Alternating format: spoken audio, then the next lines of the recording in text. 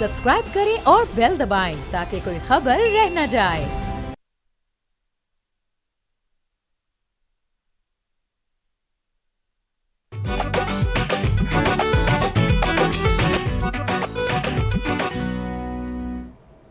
अस्सलाम वालेकुम, पूरे जनाब में खुश आमदीद। मैं हूँ रमला बेग और मेरे साथ मौजूद हैं एज़ ऑलवेज़ हमारे जर्नलिस्ट एंड एनालिस्ट असद निज़ामी और ऑफ कोर्स हमारे जूनियर तज्ज़ियाकार अली आफ्ताब सईद। आप दोनों ठीक हैं? मैं बिल्कुल ठीक हूँ। मैं ये कहना चाहूँगा कि और जो एंकर्स होते हैं ना मुख्तलिफ चैनल्स पे, वो उस तरह से अपने चैनल को कभी भी ऑन नहीं करते जिस तरह से हम करते हैं। देखिए कैसे मैं रेड ब्रेड होके आया हूँ। चैनल के कलर्स है ना, आप जरा अपनी जैकेट खोल के दिखाएं सर। ये देखें रेड अंदर से। इन्होंने क्योंकि नहीं पहना था तो दो इनको तकिए पकड़ा दिए हमने। सर लेकिन ज़्यादा ज़रूरी सवाल यहाँ से पैदा हो कि इसके बाद आप कहाँ जा रहे हैं? या एग्जैक्टली मैं भी ये पूछने लगी थी। आप फरवरी की तैयारियां हो रही हैं अभी से ही। आप पहली खबर की तरफ मैं घबरा गया था, मैंने कहा आप इसके बाद किस चैनल में हॉप करने लगे। नहीं, हाँ, हमारा जीना मरना। चले आगे चलते हैं। एक खबर थी जो सर्कुलेट हो रही थी बहुत ऑनलाइन। एक आर्टिकल है जिसके तहत ये क्लेम किया गया है कि जी PMLN की जब हुकूमत रही है पिछले 30 साल में तब पाकिस्तान के हालात बहुत अच्छे रहे हैं, उसकी इकोनॉमी ने बहुत अच्छा परफॉर्म किया है। एक उन्होंने मिजरी इंडेक्स निकाला है जिसके अकॉर्डिंगली उन्होंने चेक किया है कि जी अनएम्प्लॉयमेंट रेट और आपके overall performance of the economy वो अपेरेंटली सबसे बेहतर रही है। तो असद इसके बारे में थोड़ा सा डिटेल दिखाएं। ये ब्लूमबर्ग की रिपोर्ट गर्दिश कर रही है कुछ देर से। सो इस रिपोर्ट ये असल में अमूमन जो रिपोर्ट्स जो हैं इलेक्शन से पहले आ जाती हैं और इन पे भंगड़े डलते हैं बहुत सारे, लेकिन उस बात पे तो आते हैं। ये बेसिकली मिजरी इंडेक्स उन्होंने यूज़ किया है जो कि एक बहुत पुरानी एक इकोनॉमिक थ्योरी है जिसके तहत वो इकोनॉमी को जज करते हैं फ्रॉम दी पॉपुलेशन की हद तक। ये बेसिकली इंडिकेट ये करती है चीज़ कि एक शहरी जो है उसके ऊपर इकोनॉमिक हार्डशिप कितनी है और उस परफॉर्मेंस, उसके अंदर वो दो चीज़ों को कंप्यूट करते हैं। वो बेसिकली अनएम्प्लॉयमेंट रेट और इन्फ्लेशन रेट, और उससे ये थ्योरी जो आपको बताती है। सो इसके अंदर पीपल्स पार्टी आई है 17.2% पे, PTI आई है 16.1% पे और सबसे कम आई है नून लीग 14.5% पे। ये ओवर 3 डेकेड 30 साल के डेटे के मुताबिक PMLN की परफॉर्मेंस जो है वो बेहतर रही है। अब उसके अंदर देखें जी बहुत सारे ऐसे अनासर जो हैं वो उनके बारे में बात करनी ज़रूरी है कि PMLN का जो सारे तमाम दौर थे उनमें इकनॉमिकली इतनी स्टेबिलिटी क्यों थी। एक तो इसकी बहुत बड़ी वजह ये है जो आप अक्सर बात करते हैं कि यहाँ पे जो हालात थे अफ़गानिस्तान में, और क्योंकि यहाँ पे मनी फ़्लो कर रहा था थ्रू पाकिस्तान, तो उस वक्त पैसों की इतनी टेंशन नहीं थी। और उसके अलावा भी PMLN के दौर में हमने ये देखा है कि उनकी इकोनॉमिक पॉलिसी जो थी वो ज़रा अगैन थोड़ी मज़ीद कंजर्वेटिव होती हैं बाकियों से। पीपल्स पार्टी के अंदर तो और बड़े मसाइल थे। PTI के अंदर तो हमने देखा है कि जो उनकी इकोनॉमिक फाइनेंस मिनिस्टर ही नहीं सेट हो रहा था आते साथ ही। तो अगेन ये थोड़ा अनफेयर इस वजह से है क्योंकि अगर तो आप तीनों की हुकूमतें लें तो बाकी दो पार्टीज़ PMLN और PPP ने तो ज़्यादातर हुकूमतें डिफरेंट एराज में की हैं। PTI की चूँकि ये पहली ही हुकूमत थी तो उनका वही डेटा लिया जाएगा और उस डेटा के अंदर आप फिर कोविड का एलिमेंट भी डालें तो उसके अंदर इकॉनमी को क्या हुआ था ओवरऑल ग्लोबली जो है। हाँ जी, तो ये है मतलब वो उस बात पर आगे आते हैं आपके पॉइंट के बाद कि असल में ये स्टडीज़ का मतलब क्या होता है। अच्छा देखें, एक तो मैं शुक्र है आपने ये बता दिया। उसकी वजह ये कि मैंने ये आर्टिकल नहीं पढ़ा था क्योंकि मेरे पास ब्लूमबर्ग की सब्सक्रिप्शन नहीं है और मैं अपने तमाम अमीर दोस्तों को व्हाट्सएप कर रहा था कि मुझे कॉपी पेस्ट करके भेज दो, मुझे तो पता ही नहीं लग रहा कि ये क्या है। अच्छा, उसका भी एक हैक होता है, मैं बाद में बताऊंगा। हाँ प्लीज़ बताइएगा। अच्छा, अब उसमें मुझे था कि यार ये मैं तो पढ़ नहीं पा रहा और ये नून लीग ही भंगड़े डाल रहे हैं। इनको नून लीगियों को आपको पता है कि मिठाई जल्दी खा लेने की आदत है। मैंने कहा जिस वक्त मैं पढ़ूंगा ना तो मुझे पता लग जाएगा कि बीच में उनके इंडिकेटर्स क्या थे और उसमें कोई ना कोई मसला निकल आएगा, जिस तरह से आपने बता दिया कि वो मिजरी इंडेक्स था। अच्छा, बात ये है कि जिस तरह से ये करते हैं ना, जिस तरह से ये बोरोइंग करते हैं, जिस तरह से ये पैसे पंप करते हैं, जिस तरह से ये मतलब नोट छाप के सारा कुछ करते हैं, जिस तरह से ये बॉन्ड बेचते हैं, वो अपना दौर तो इनका गुजर जाता है। जैसे ही इनका दौर गुजरता है उसके बाद मार्केट एडजस्ट होती है और अगलों को लग पते चाहते हैं। मतलब ये जब जाते हैं आपका ट्रेड डेफिसिट और करंट अकाउंट छत पे लगा होता है। तो ये बड़ा मसला है कि वो ये तो बड़ा अच्छा गुजार लेते हैं, अगलों को मुसीबत में डाल देते हैं। ये तो पॉइंट आप इतनी गहराई तक जा रहे हैं ना। मैं पहली बात तो ये मैं कहूँगी कि इनकी PR टीम को कुछ और क्रिएटिव करना चाहिए था before the elections, because it's very obvious कि ये आर्टिकल क्यों आ रहा है, कैसे आ रहा है। मगर दूसरी बात ये भी कि आप ये जो इतनी गहराई चल रही है, लेकिन इस तरह की हेडलाइन पढ़ना creates an impact. to the voter. ये असल में क्योंकि ये कोई और कर रहा होता ना तो मैं कह सकता था आपकी बात ठीक है कि शायद, लेकिन इनके कहने में ब्लूमबर्ग कभी इस किस्म की रिपोर्ट नहीं डालेगा। उनको तो हम कह सकते हैं कि इंडिपेंडेंटली उन्होंने एनालिसिस किया, उसमें से नतीजा ये निकला है, तो इसलिए ये बात इंडिकेटर जो था वो इंडिकेटर एक ऐसा है जो कि हर चीज का अहाता नहीं करता। हाँ। तो मतलब उस इंडिकेटर पे इन्होंने यकीनन सबसे अच्छा परफॉर्म किया है, लेकिन अगर आप मजीद इंडिकेटर्स लेके आएंगे तो फिर आपको पता लगेगा कि यही परफॉर्मेंस अच्छी नहीं खराब थी। नहीं तो आपको क्या कहने का मतलब ये बिल्कुल ऐसे ही है कि इलेक्शन से पहले जो है ये ऐसी रिपोर्ट ब्लूमबर्ग क्यों छाप रहा है? क्योंकि इलेक्शन हो रहा है हमारे मुल्क में और वो बताना चाह रहे हैं लोगों को। That's fine, मगर इट्स अ फाइनेंशियल एनालिस्ट है ना, तो वो इकोनॉमी एनालाइज कर रहे हैं, पॉलिटिकल इकोनॉमी के ऊपर एक वो दे रहे हैं कि जी नॉन लीग अच्छी I am just being a conspiracy theorist. इसमें जो बुनियादी बात है ना, जिस तरह पीटीआई कहती है कि हमने 2021-22 में आपको 6% ईयर ऑन ईयर जो है ग्रोथ दी है। अच्छा, अब बात तो ठीक है, मतलब तकरीबन, मतलब थोड़ा बहुत फज भी हुआ होगा, लेकिन दी है। अच्छा, प्रॉब्लम उसमें दो हैं। एक तो ये है कि एक उसमें से साल तो था जब आप कोविड से बाहर आए हो, सो वो तो 6%, वो मतलब आप बेसिकली 0 से 6%, वो तो क्योंकि कोविड में हुआ ही कुछ नहीं, तो एक तो वो आसानी होगी। दूसरा जो उससे अगला साल था उसमें भी 6%, वही बात है, थोड़ी बहुत फजिंग के साथ।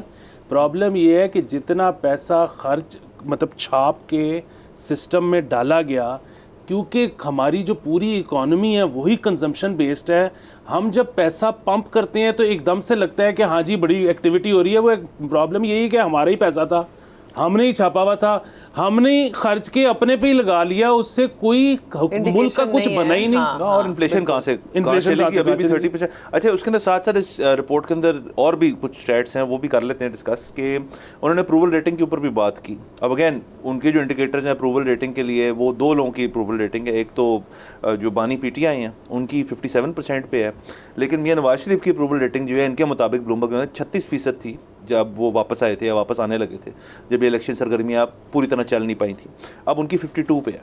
सो ये तो देखें ना, हम वैसे भी देख रहे हैं कि अगर आप अप्रूवल रेटिंग्स के ऊपर जाएं तो पाकिस्तान के अंदर इस किस्म की कोई सर्वेज और उस तरह की चीज़ें नहीं हैं जो अप्रूवल रेटिंग पर पॉइंट मेजर करता है, जितना अमेरिका में सिस्टम होता है। वो तो खैर हर स्टेट के हर सेनेटर से लेकर उन सबकी अप्रूवल रेटिंग्स के ऊपर बड़ी एक जांच होती है, और इंडिपेंडेंट लोग जो होते हैं वो आके सारा कुछ आपके लिए करते हैं, थिंक टैंक्स और सर्वेज और लोगों को बिठा के और केस स्टडीज़ करके। तो यहाँ पर ऐसे नहीं होता। तो ब्लूमबर्ग ने चलो ये बात बता दी। वैसे तो इसके अंदर भी जो बानी पीटीआई हैं उनकी अप्रूवल रेटिंग अभी भी ऊपर है, और ये हम अगर आप ग्राउंड पे जाएं और अगर वहाँ देखें, ग्रास रूट पे देखें, तो इस बात के अंदर आपको थोड़ी सी हकीकत भी नज़र आती है। लेकिन चूंकि 52% अगर मियाँ साहब के वो कह रहे हैं, तो इस चीज़ में मेरे ख्याल में इतनी दूर नहीं है ये हकीकत से। देखिए, ये तो यहाँ पर ना जितना मर्जी अच्छा आप सिस्टम कर लें, कभी भी बहुत एक्यूरेट ये हो ही नहीं सकती। उसकी वजह ये है कि पूरी दुनिया में स्विंग वोट होता है 5 से 10%, ये भी बहुत 10% बहुत ज़्यादा है, इतना भी नहीं होता। पाकिस्तान में कभी एक सर्वे करवाएंगे तो 65% से इमरान खान जीत रहे होंगे, दूसरा सर्वे करवाएंगे तो 70% से नवाज शरीफ जीत रहे होंगे। बेसिकली लोग झूठ बोलते हैं। सो और लोग, मसला ये नहीं है कि वो उनको कुछ मिलना है, मतलब अक्सर लोग ना हैरान होते हैं कि यार मैं तो सर्वे करने गया था, उसको मेरे से झूठ बोलने की क्या जरूरत थी, कौन से उसको पैसे मिलने थे। नहीं, लोग पैसों के लिए शुगल वैसे लोग वैसे ही झूठ बोलते हैं मजाक के लिए। अच्छा, उसके साथ साथ एक और चीज़ तो इससे डेफिनेटली होती है कि आप आ जाते हैं कि जी जैसे नून लीग आपने कहा कि उन्होंने बहुत जल्दी मिठाई खा ली इसके ऊपर, तो ये हमेशा होता है।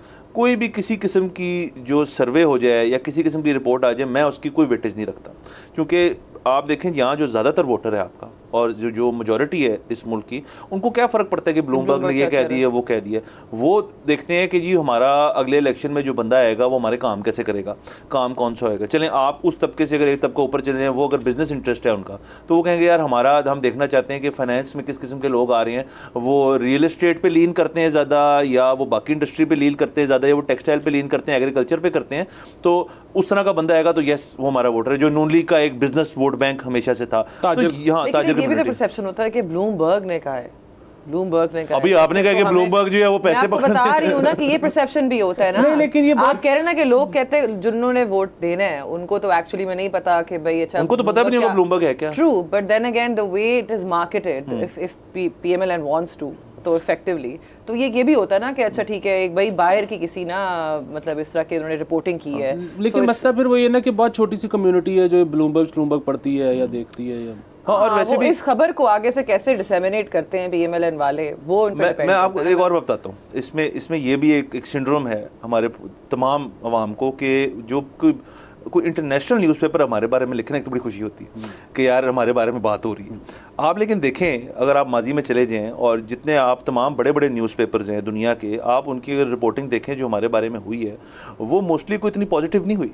उसमें ज़्यादातर चीज़ें जो है, जो बड़ी ब्रेकिंग किस्म की स्टोरीज़ होती हैं जो बैनुल अक़वामी अखबारात आपके बारे में करते हैं, वो तो किसी स्कैंडल के बारे में होती हैं या किसी और चीज़ के बारे में होती हैं। लेकिन होता फिर भी ये है कि उसके लिए पॉलिटिकल मूविंग होती है। अभी ये नून लीग कर रही है कि जी ब्लूमबर्ग में देखने ये कह दिया कि तो हमसे बेहतर तो कोई है नहीं। PTI के दौर में PTI कर रही थी, तो ऐसी सैकड़ों इस किस्म की खबरें आई थी, वो कहती देखें जी हमने ये कर दिया।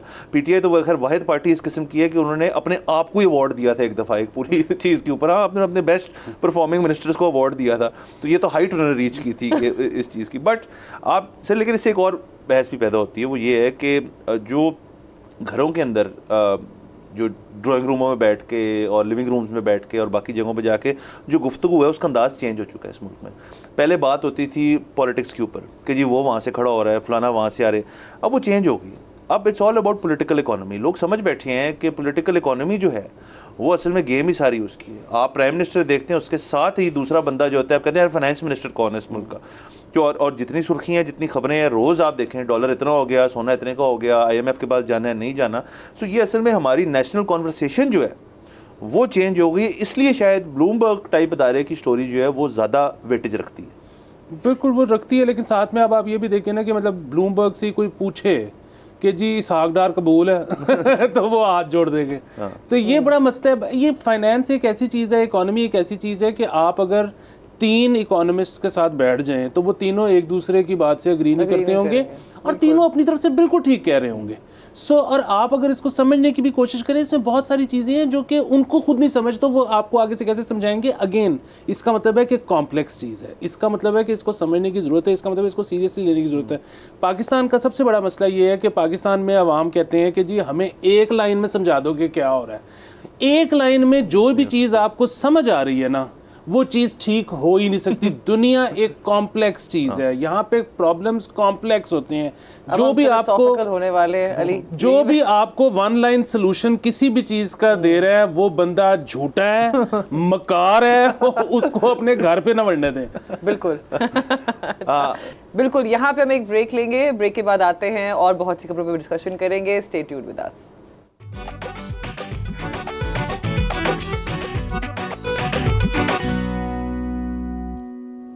Welcome back to Bolo Janab. एक नई खबर आई है, राहत फ़तेह अली खान की सेपरेशन हो गई है विद हिज प्रमोटर। आप घबरा गए थे किसके साथ सेपरेशन हुई है?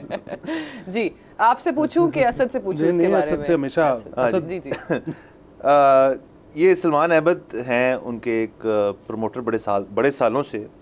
ये वो सलमान अहमद नहीं है, जो कंफ्यूज नहीं करना चाहिए, जो PTI वाले, सॉरी जुनून वाले। तो हुआ ऐसे कि उनकी कोई बीच में कोई तलखी होगी, कोई मसला हो गया, तो वो तो बात आते ही उस चीज़ के ऊपर कि आगे क्या होगा।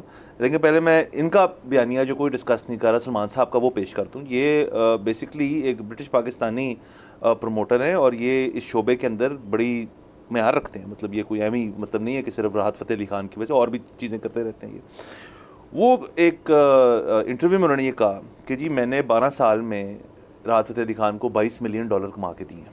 $22 मिलियन काफ़ी पैसे होते हैं। उसके साथ साथ कहते हैं कि मुझे बड़ा बुरा लगा कि इन्होंने ये सारी बातें की और मुझसे अलहदगी की है। क्या सारी बातें की? मतलब कि मैं तंग हूँ उनसे, अब मेरी फैमिली मैनेज करेगी मेरे पैसे, कि उन्होंने करप्शन का भी झलकी दी, कि उन्होंने कहा कि मुझे पैसे नहीं मिलते। एमिकेबली नहीं सेपरेट? मैं एमिकेबली नहीं हूँ। तो उन्होंने सलमान अहमद ने कहा कि अब मैंने भी अपनी आस्तीनें ऊपर कर ली हैं, अब मैं आड़े आता हूँ इस मसले को लूँगा और मैं भी सारी वो बातें बताऊँगा जो लोगों को नहीं पता। बल्कि उन्होंने ये भी कहा बीच में कि FPR जैसे इदारे जो हैं मुझसे रब्ता करें, मैं आपको बताता हूँ क्या हो रहा है। राहत फ़तेह अली खान की तरफ से जो बयान आया वो ये था कि जी अब ये 12 साल रिलेशनशिप जो है हम सेपरेशन कर लेते हैं उससे। और उन्होंने उसके साथ साथ ये बात की कि मेरे जो बेगम है वो और मेरे फैमिली के कुछ मेम्बरान इस चीज़ को मैनेज करेंगे। इसमें ऐड करता जाऊँ कि उन्होंने अपने भांजे का नाम भी लिया, जिसके ऊपर वो खुद आज से कुछ साल पहले $1.2 मिलियन का एक इल्ज़ाम लगा चुके हैं। तो वो शायद वो पैचअप हो गया था। तो एक कंपनी इनको तो चाहिए कि जिस तरह keeping up with the Kardashian show है, अपना भी फैमिली में रियलिटी शो कर ले। तो जो है जी RFAK जो इनकी कंपनी है राहत अली खान, वो मर्ज हो जाएगी NRK में, जो निदा आर के जो उनकी बेगम का नाम है, सो उनकी अपनी, हाँ उनकी बेगम, सो वो दोनों मर्ज हो जाएंगे। तो ये सारी बात है, लेकिन इसके आगे हम इंडस्ट्री की थोड़ी बात करते हैं, तो पहले okay, मर्जर भी हो रहा है। अच्छा देखिए, एक तो ये है कि मुझे बिल्कुल इस केस पर्टिकुलर केस का नहीं पता, लेकिन अमूमन होता क्या है इंडस्ट्रीज में कि जब भी आपके अकाउंट्स आपकी बेगम संभालना शुरू कर देना, तो इसका मतलब है आप कहीं पकड़े गए हो। लेकिन जाहिर है इधर तो खैर उनका मतलब पब्लिकली नहीं, यहाँ पे तो पब्लिकली इनका मैनेजर से फटा हुआ है ना, तो वो उसके बाद से उन्होंने कहा जी I trust my family more than outsiders, तो इन्होंने कहा कि तो हमें पता है, वैसे जनरली बात कर रहा था। अच्छा, दूसरी चीज़ ये है कि ये कोई नई बात नहीं है, आर्टिस्ट के हर कुछ अरसे बाद अपने मैनेजर से, अपनी टीम से फटे होते रहते हैं। मुझे याद है आज से कुछ 7-8 साल पहले सुखविंदर सिंह का अपने मैनेजर से मसला हो गया था, और वो फिर पता लगा था कि जितने साल वो उसका मैनेजर रहा था, वो कोई बीच में से 12 या 20 करोड़ रुपया साइफन कर चुका हुआ था। मतलब आप इमेजिन करें अब कि वो कितने पैसे कमा रहा था कि उसको 20 करोड़ साइफन हो गए इंडियन, और उसको पता भी नहीं लगा जब तक फटा हुआ नहीं। तो वो भी हो जाता है। खैर, अब ये जो हमारे राहत फ़तेह अली खान साहब हैं, ये भी मतलब सिर्फ पाकिस्तानी नहीं, ये इंटरनेशनल सेलिब्रिटी हैं, और ही चार्जेस मतलब इन डॉलर्स, और बिल्कुल वो जो है ना हमारे इंडियन जो आर्टिस्ट हैं उनके मुकाबले में चार्ज करते हैं ये। सो इनके भी ये सारे फिगर्स जो हैं, ये मतलब वी आर प्राउड कि ही मेक्स सच मनी। हाँ, लेकिन वही बात कि FBR को पता था कि नहीं पता था, और अब पर डे से पता लग जाएगा। इन पे पहले भी 2-3 आपको पता है FBR ने नोटिस किए हुए हैं। एक दफ़ा ये बॉर्डर से क्रॉस करते हुए पकड़े भी गए थे, इनके पास कैश था। सो ये बड़े मसाइल हैं, इसीलिए जो है ना फड्डा हमेशा फड्डे अवॉइड करने चाहिए, और सेपरेशन हमेशा एमिकेबली होनी चाहिए, क्योंकि जब फड्डा होता है ना तो फिर वो बातें बाहर निकलती हैं दोनों साइडों से, जो कि दोनों के हक में नहीं होती। सबसे कॉम्प्लिकेटेड तो ये चीज़ है ना कि आप यूजुअली इस इंडस्ट्री में they are no proper contracts, they are no proper company setup, तो जो आपको पैसे दे रहे होते हैं उनकी आप ट्रेल भी नहीं दिखा सकते प्रॉपरली, तो ज़्यादातर कैश डीलिंग होती है, आप ट्रांसफर्स नहीं करते। वो उसका कॉन्ट्रैक्ट से ताल्लुक नहीं है, वो तो टैक्स बचाने के लिए कर रहे हैं ना। मतलब अगर आपको कोई चेक से पेमेंट कर दे तो उसमें मसला क्या है? आपको ट्रेल तो दिखानी होती है ना। नहीं, देखें बात ये है कि मैं आपके घर पे आके मैंने परफॉर्म किया, या मैंने आपकी कंपनी में आके परफॉर्म किया, पर एक सर्टेन अमाउंट ब्रैकेट से अगर आप ज़्यादा पेमेंट ले रहे हैं तो उसकी FBR can always ask you, तो आपने अपनी वो ट्रेल दिखानी होती है। आर्टिस्ट को थोड़ी दिखानी है, वो तो जिसने पैसे दिए उसने दिखानी है। दूसरी बात ये है कि वो उसने अगर बैंक से पेमेंट की है तो वो तो फिर वैसे ही लेजिट मनी थी। उसने अगर आपको ब्लैक मनी तो होगी तो वो आपको कैश पे कर रहा है। दूसरी चीज़ ये है कि उसने आपको बैंक से पेमेंट अगर कर दी है तो उस पर टैक्स कटेगा, उसका भी आपका भी, ठीक है। मतलब आप कटवा के दे रहे हो तो फिर मैं चलान आगे से दे सकता हूँ। तो ये सारी चीज़ें लोग नंबर 1 टैक्स बचाते हैं, नंबर 2 ब्लैक मनी भी होती होगी, इसमें भी कोई शक नहीं है। सो ये तो चक्कर है। कॉन्ट्रैक्ट तो मतलब पाकिस्तान में तो कॉन्ट्रैक्ट की कोई वक़्त नहीं है। तो आप बेसिकली कह रहे हैं कि हर मसले का हल जो है वो एंड में सुलह है, तो इधर भी सुलह ही होनी चाहिए। अगर आपका फटा हुआ है मुल्क से बाहर और किसी गोरे से, तो फिर आप अदालत चले जाएं। देसियों का मसला जो है ना वो कार बह के रोटी थे साल होता है, वो आप अदालत उदूलत जाएंगे, ये आपको कीचड़ में मदोल देंगे, ये आपने नहीं करना। अच्छा, मुझे ये बताया चलें जी, अब आपकी इंडस्ट्री से ये ताल्लुक़ रखती है, खबर से आगे चलते हैं कि इस वक्त जैसे राहत फ़तेह अली खान जैसे आपने इंटरनेशनल स्टार है और बहुत फेम है उनके पास, और जिस ख़ानदान से उनका ताल्लुक़ है वो हिस्टोरिकली हमारे मुल्क में वो बहुत फेमस रहे हैं और उनकी बड़ी कंट्रीब्यूशन है म्यूज़िक इंडस्ट्री को। अभी आजकल के दौर में आपको कोई नज़र आता है शख्स या कोई स्टार या कोई बंदा जो फ्यूचर में जाके या कोई नया स्टार वो इतने पैसे कमा सकता है इस मुल्क? बिल्कुल कमा सकता है, लेकिन उसके लिए एक चीज़ ज़रूरी है, और वो चीज़ ज़रूरी ये है कि जो मतलब राहत के साथ हुआ, जो आतिफ के साथ हुआ, मतलब ज़ाहिर है ये एक्सेप्शनली अच्छे लोग थे, तो इनको पाकिस्तान से बाहर इंडस्ट्रीज़ मिल गई, इनको हॉलीवुड मिल गया, इनको बॉलीवुड मिल गया, वो ज़रूरी है। उसकी वजह ये है कि पाकिस्तान में लोगों के पास स्पेंडिंग पावर नहीं है। सो वो एक सर्टेन कैप है, वो आप हिट कर लोगे उसके बाद आपको करना पड़ेगा। बिल्कुल। तो आपको अगर पूरी दुनिया में परफॉर्म करना है तो आपको किसी और मुल्क में पॉपुलर होने की बहुत सख्त ज़रूरत है। दूसरी चीज़ ये है कि ये जो प्रमोटर कल्चर है ना, सो बेसिकली ये भी मतलब दो मुख्तलिफ तरह की, अब जिस तरह जो मैं सुखविंदर की मिसाल दे रहा था, उसकी अपने मैनेजर से लड़ाई हुई थी, इनकी अपने शायद प्रमोटर से हुई थी। डिफरेंस ये बिल्कुल डिफरेंस है। मैनेजर है जो सिर्फ आपको मैनेज कर रहा है, प्रमोटर जो है वो प्रमोटर के पास मल्टीपल आर्टिस्ट हो सकते हैं और आप भी उनमें से एक हो सकते हो। अच्छा, वो जो प्रमोटर है उसके साथ आपकी दो तरह से डील हो सकती है। एक ये कि मैं एक्सक्लूसिवली इस प्रमोटर के साथ हूँ और कोई मेरे शोज बुक ना करे, और एक ये है कि बस जिस भी प्रमोटर से आएगा मैं कर लूंगा, मुझे क्या फर्क पड़ता है। But both of them handle your money, both of them handle not my money, manager handles my money, लेकिन जो प्रमोटर है ना वो क्या करता है इवेंट का वो उसका सीन ये है कि जिसका इवेंट था उससे कुछ और पैसों की बात हुई, आर्टिस्ट को कुछ और पैसे बताए, बीच में से अपना कट निकाल लिया। अब एक तरफ उसको जब लेजिट पैसे मिल रहे हैं 10% 20% वटेवर, उसके बाद अगर वो ये हरकत कर रहा है तो फिर ये गलत चीज़ है।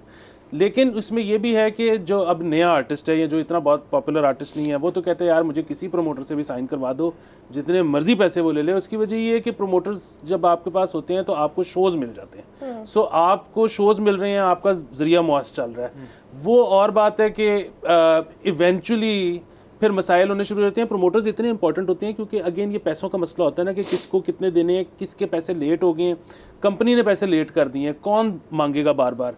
कंपनी की अपनी डेट डिसाइड नहीं हो रही कि 16 को करना है 17 को करना है, वो हर दफ़ा आर्टिस्ट को फ़ोन करके पूछेंगे कि कब की अवेलेबिलिटी। ये सारी पेन प्रमोटर ले लेता है। उसके बदले में प्रमोटर जब ये कहते हैं ना कि अच्छा अगर हम इसका शो करा रहे हैं तो मैंने ओपनिंग इससे करानी है, तो वो भी मान जाते हैं। इस चक्कर में बहुत बिजनेस जनरेट होता है, लेकिन दो नंबरियां भी होती हैं।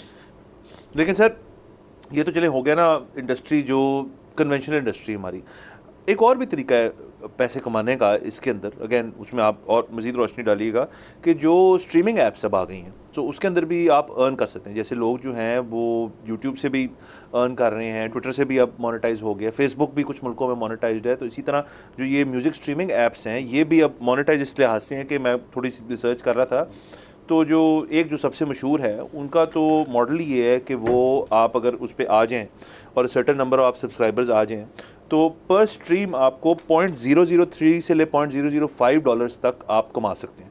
और उसके अंदर फिर आपका 70-30 स्प्लिट है, जिसमें 70% जो है वो जाता है आर्टिस्ट को, 30% जाता है स्ट्रीमिंग ऐप को।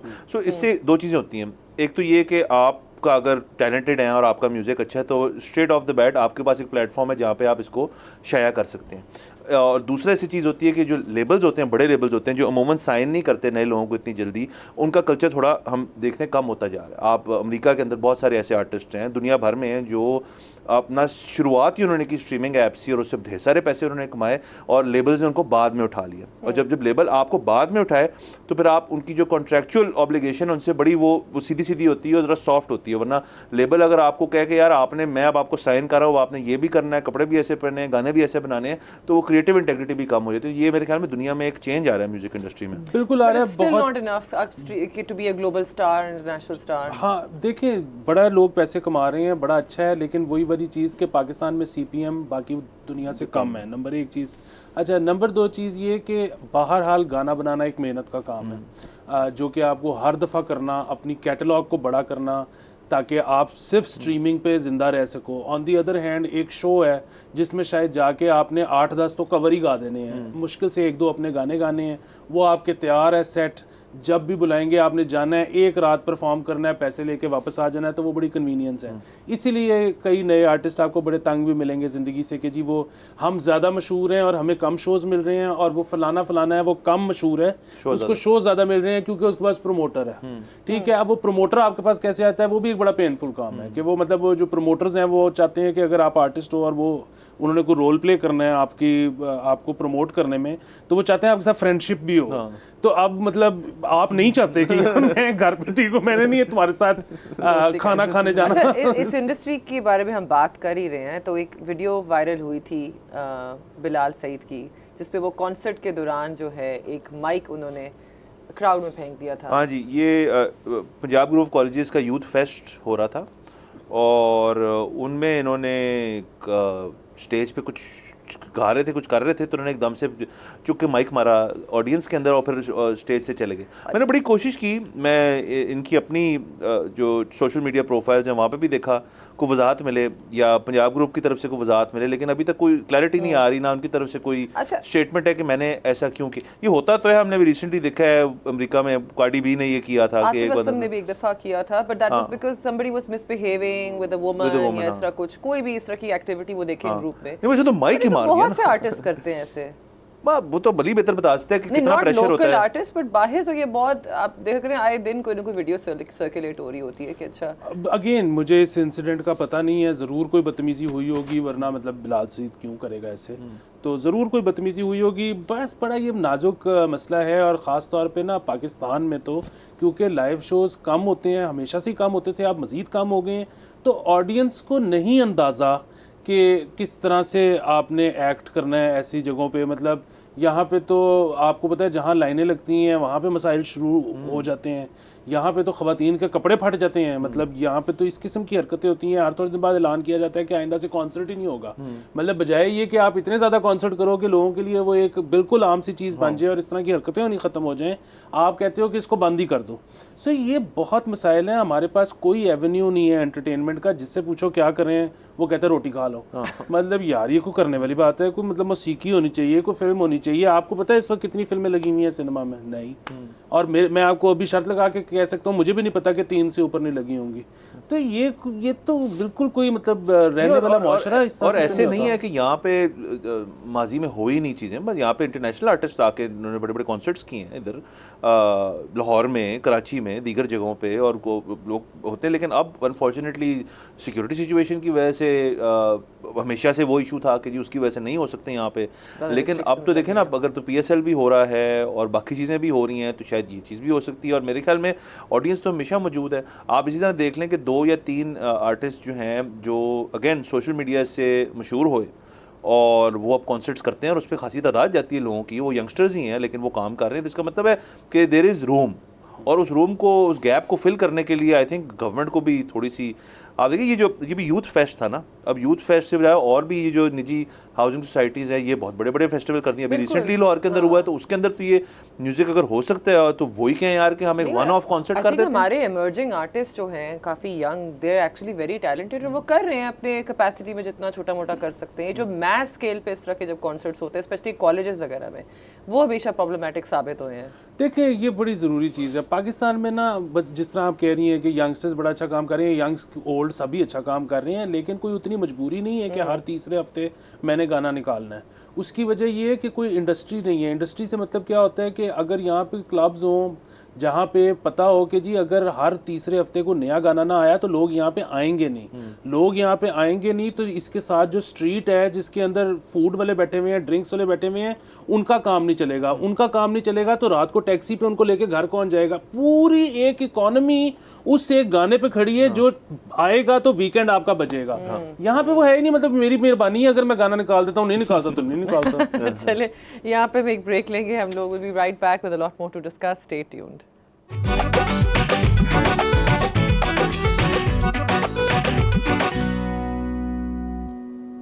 Welcome back to Bolo Janab. Election की खबरों की तरफ चलते हैं। फॉर्मर चेयरमैन ऑफ PTI ने एक स्टेटमेंट रिलीज़ की है जिसमें उन्होंने अनाउंस किया है कि जितने भी उनके PTI के मेंबर्स हैं they should put their hands on the Quran शरीफ। एक वीडियो रिकॉर्ड करें कि अपने हाथ उनका कुरान मजीद पे हो और वो एक प्रॉमिस करें कि जी they will not leave PTI। तो काफ़ी I believe he was emotional when he pass that statement. Asad इसके बारे में थोड़ा सा बताएं प्लीज़ कि इसके अलावा तो नहीं कोई डिमांड्स? इमोशनल तो वो वैसे ही हैं आजकल। उन्होंने एक नया सिस्टम जो है वो शुरू किया है जो कि बड़ा कमेंडेबल है कि वो अपनी पेशी को बदल लेते हैं एक मीडिया टॉक के अंदर और वहाँ से फिर खबरें मिलती हैं। जैसे हम सबको पता ही है कि बल्ले का निशान छीन लिया गया उनसे। इस वक्त PTI जो है वो एक इस इलेक्शन में एज PTI नहीं जा रही। उनके तमाम जो कैंडिडेट्स हैं वो एक इंडिपेंडेंट हैसियत में इस इलेक्शन को कंटेस्ट करेंगे। तो उनकी तरफ से जो रिक्वेस्ट आई है वो रिक्वेस्ट भी क्या है, एक मोर ऑफ डिमांड कि 2 रोज़ के अंदर अंदर वो 2 चीज़ें करें। एक तो जैसे रमला ने बताया कि कुरान के ऊपर हाथ रख के आप ये वादा करें कि आप इलेक्शन के बाद जो है PTI में ही रहेंगे, और दूसरा उन्होंने कहा है कि आप नोटराइज्ड एक बयान हल्फी जो है वो लिख के देंगे साइन करके, बजाय जो 2 दिन के अंदर मेरे तक होने चाहिए सब तमाम कैंडिडेट्स के। तो खान साहब जो हैं वो इनसिक्योर हो रहे हैं। इनसिक्योर नहीं हो रहे, वो उनको इस चीज़ की समझ आ रही है कि ये माजी में भी हो चुका है, ये माजी में वो खुद भी कर चुके हैं। तो ये तो देखें ना, इलेक्शन जब होते हैं उसके बाद अगर आप इंडिपेंडेंट हो तो इंडिपेंडेंट कैंडिडेट ने कहीं तो जाना है, अगर वो अपने इलेक्शन की सीट निकाल गया वहाँ से जीत के। तो अब वो यही खदशा है कि एक तो ये कि उनके पास बैट भी नहीं है, एक तो ये एक हैंडीकैप्ड पोजीशन में जा रहे हैं इलेक्शन के अंदर।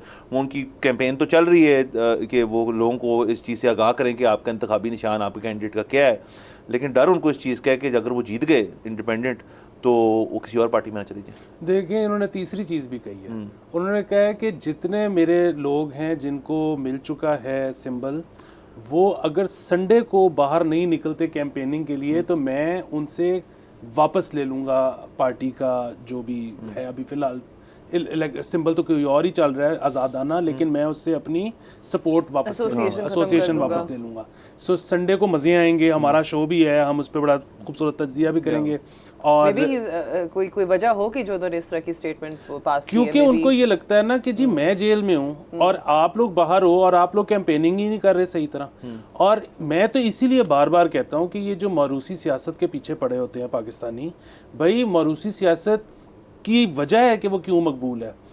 जब भी कोई भी पार्टी ज़ेरे अताब आती है तो सबसे पहले जेल में कौन जाता है? पार्टी का जो हेड है, अच्छा वो और उसकी फैमिली। सबसे पहले मुल्क बदर किनको किया जाता है? उन्हीं को, ठीक है। सबसे ज़्यादा डिस्क्वालिफिकेशंस कौन काटते हैं? वही।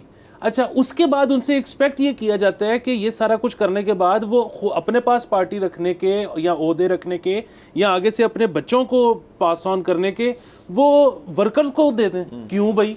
अच्छा, वर्कर्स का अपना कोई वोट बैंक भी नहीं होता। मतलब फिर वही बात है कि ये पूरी की पूरी नून लीग इकट्ठी थी, इन्होंने तरले मार के नवाज शरीफ साहब को कहा कि वापस आ जाओ कि हमसे तो नहीं हो रहा, कि मतलब वोट बैंक जो भी है वो नवाज शरीफ का ही है, अच्छा बुरा जैसे मर्जी वो उस बंदे का वोट बैंक है। इसी तरह पीटीआई में जिस बंदे का वोट बैंक है वो आपको पता है कौन है।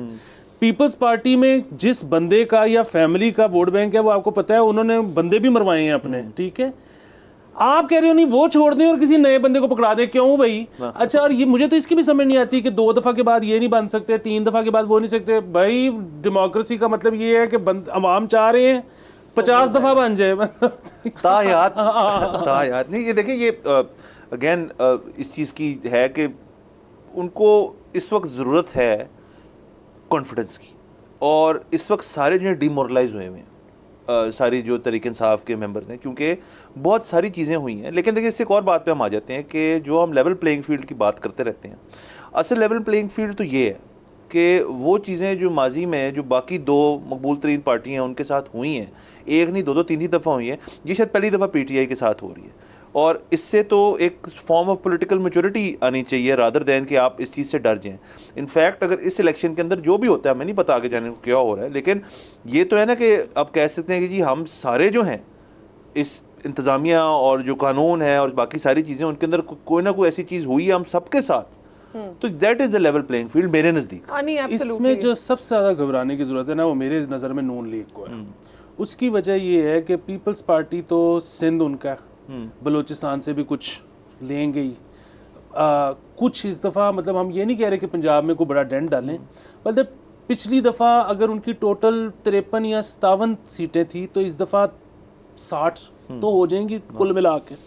अच्छा, ये जो है जो नून लीग है वो केपी में कुछ नहीं हो रहा। मतलब केपी के तो ये हालात हैं कि मौलाना फजलुर रहमान भी कैंपेनिंग नहीं कर रहे, तो नून लीग का क्या होना? तो लड़ ही नहीं रहे, ठीक है। सो केपी पीटीआई के पास गया।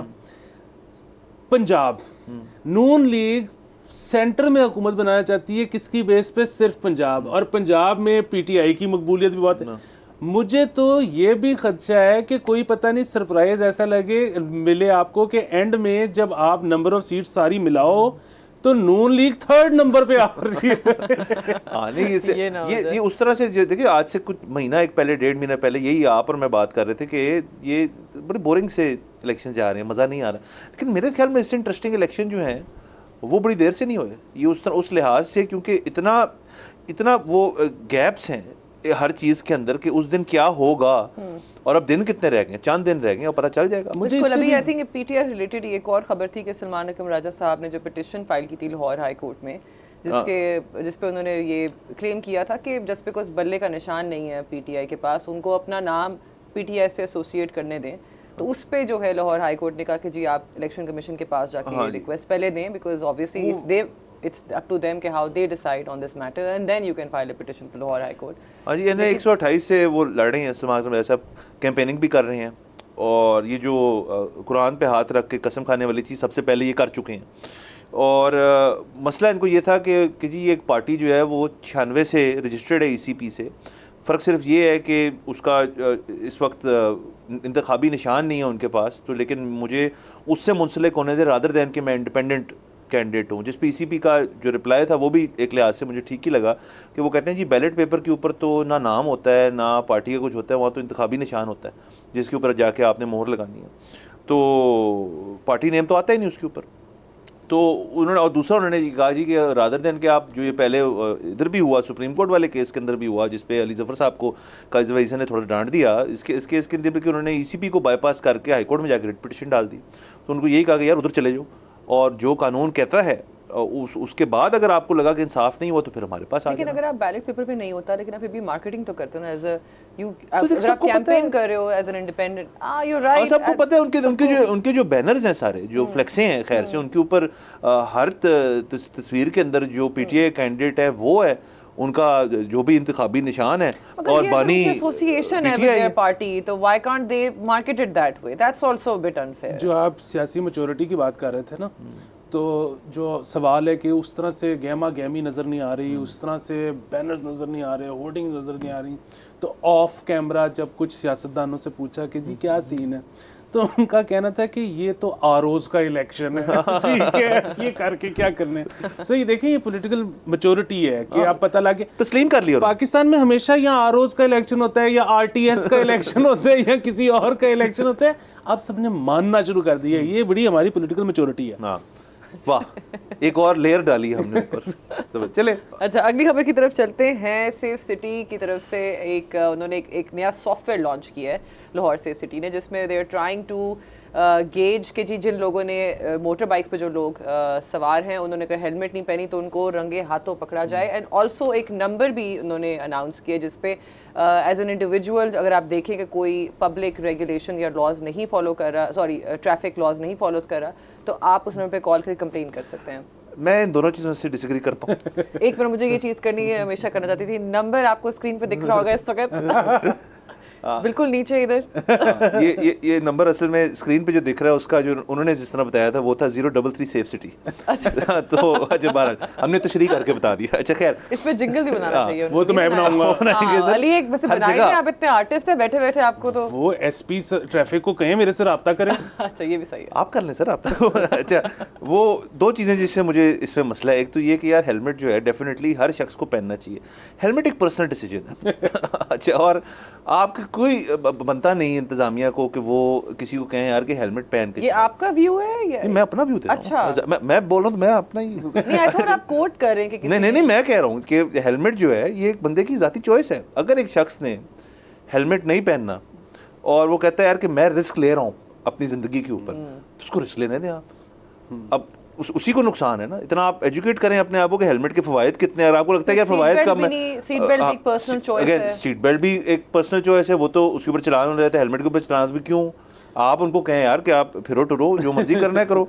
एक तो ये, और दूसरा ये हेल्पलाइन जो है ना, ये बड़ा काम ख़राब करेगी। अब यानी कि मेरे पास ये हक है कि इशारे पे जब मैं खड़ा हूँ और किसी ने मुझे घूरी फेंकी है वहाँ से, तो मैं कंप्लेन कर सकता हूँ, या मैं और जो मेरा दिल में आए कंप्लेन कर दी, तो बड़ा गलत तरह इस्तेमाल होगा। अगर इस नंबर पे आप किसी को पकड़ रंगे हाथों पकड़ के आप उनकी तस्वीर और वीडियो खींच के व्हाट्सएप भी कर सकते हैं। लाइक आई वांट, अगर if that can happen then you have evidence as well. अभी तो आप किसी के बारे में जब तक उनको व्हाट्सएप मिलेगा वो बंदा भाग जाएगा। ये जो हेलमेट में पर्सनल चॉइस वाला मामला है ना, ये सिर्फ एक सूरत में हो सकता है, वो ये कि हस्पतालों में एक आप ज़ाहिर है डॉक्टर से और जो स्टाफ होता है उसके साथ एक आपका एक कॉन्ट्रैक्ट होता है कि कोई भी जब इलाज कराने आएगा तो आप उसका इलाज करोगे, चाहे वो किसी भी रंग, मजहब, नस्ल, फलाना ढमकाना कुछ भी हो। Hippocratic oath. बिल्कुल। अच्छा, अब सीन ये है कि क्योंकि जब एक शख्स जिसने हेलमेट नहीं पहना हुआ वो जब बाइक से गिरता है और वो ज़ख्मी होता है तो उसको मोर ऑफन देन नॉट सरकारी अस्पताल लेके जाया जाता है। जब सरकारी अस्पताल वो जाता है तो उसके सर्जरी पे चाहे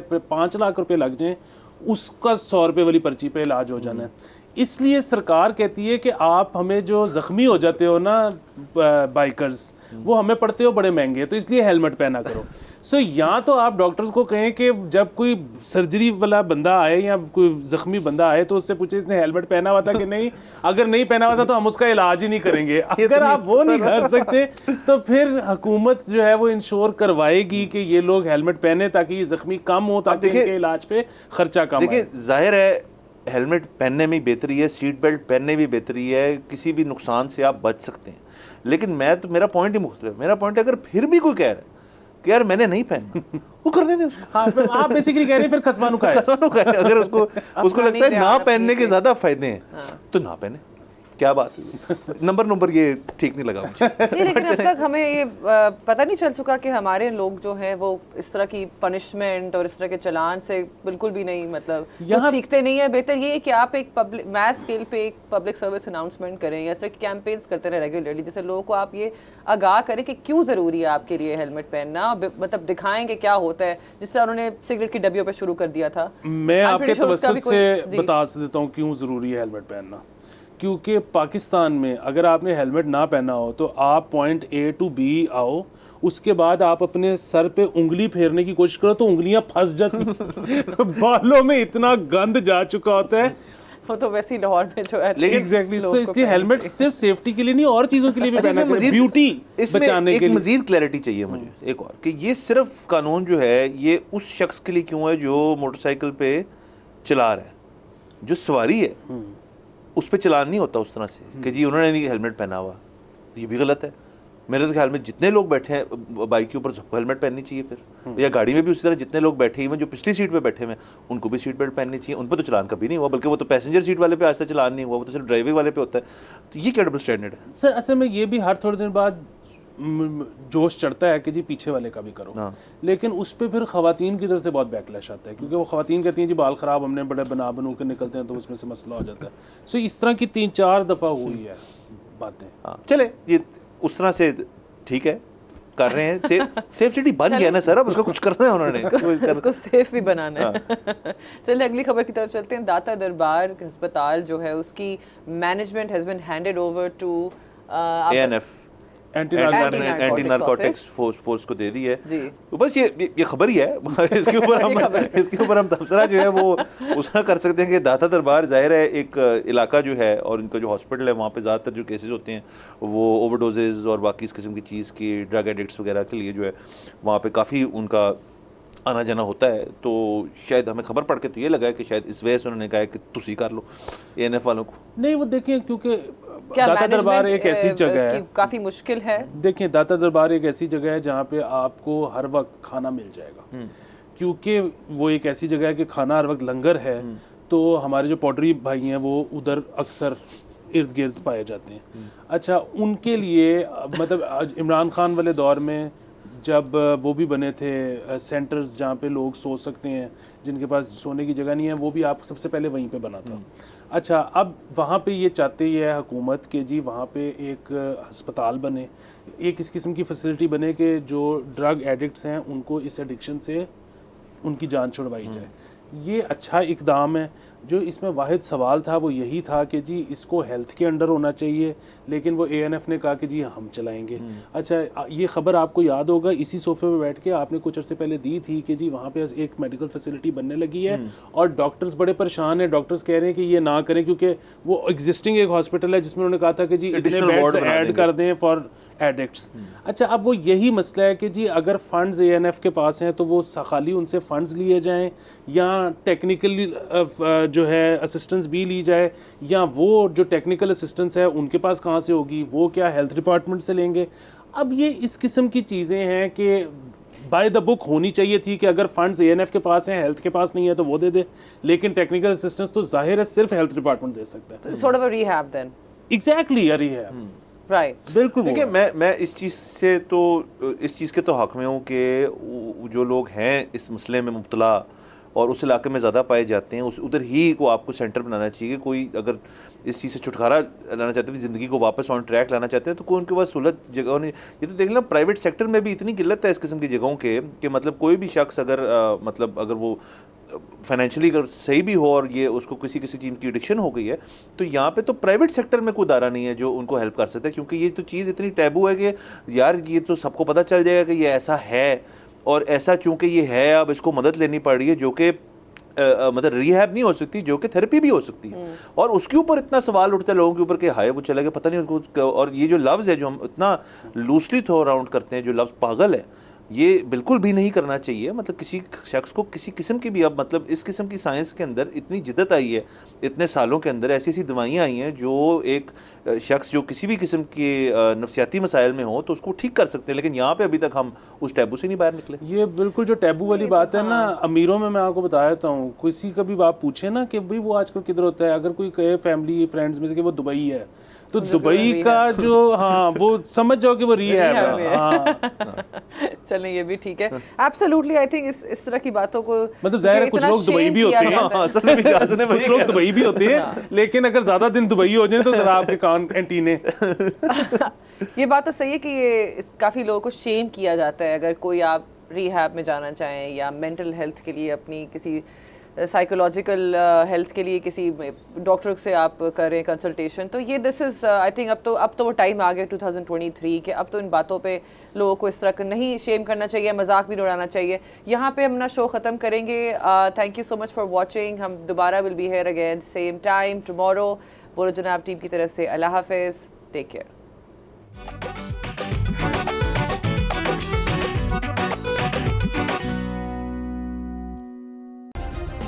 सब्सक्राइब करें और बेल दबाएं ताकि कोई खबर रह न जाए।